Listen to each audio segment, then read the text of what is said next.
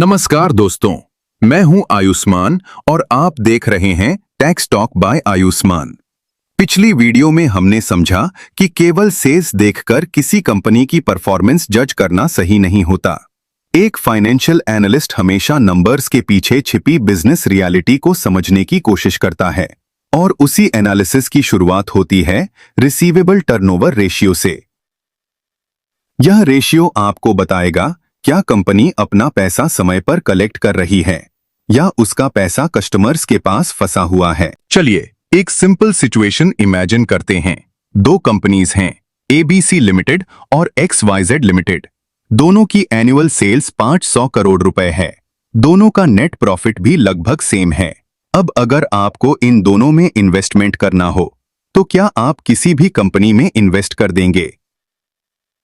नहीं, क्योंकि एक एक्सपीरियंस्ड इन्वेस्टर सबसे पहले यह देखेगा क्या कंपनी को अपना पैसा समय पर मिल रहा है या नहीं। सेम मान लीजिए आपकी एक ऑटोमोबाइल पार्ट्स मैन्युफैक्चरिंग कंपनी है।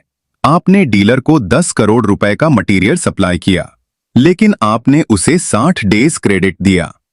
मतलब आज मटेरियल चला गया, लेकिन पैसा 2 महीने बाद आएगा।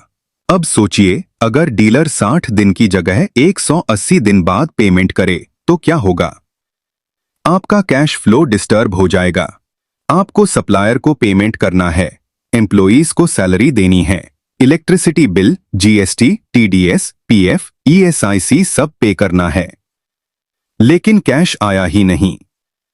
यही रीजन है कि कई बार प्रॉफिटेबल कंपनीज भी कैश शॉर्टेज फेस करती हैं। तो रिसीवेबल टर्नओवर रेशियो क्या मेजर करता है?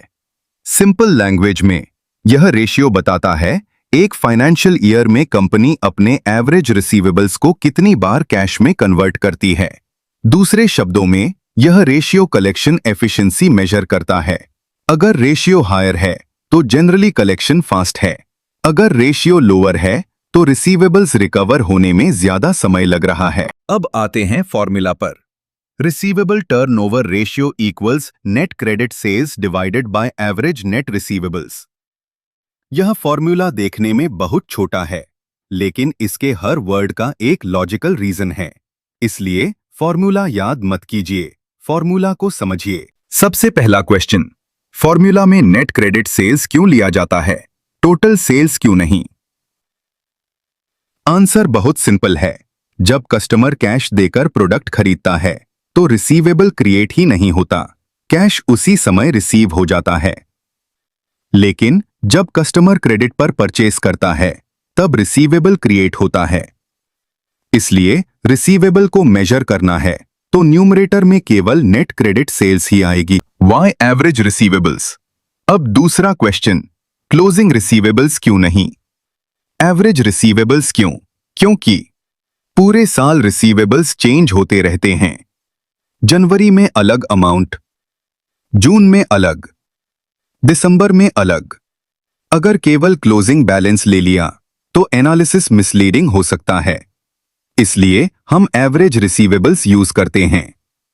Average receivables equals opening receivables plus closing receivables divided by 2। अब एक प्रैक्टिकल एग्जांपल सॉल्व करते हैं। एबीसी लिमिटेड की इंफॉर्मेशन देखिए।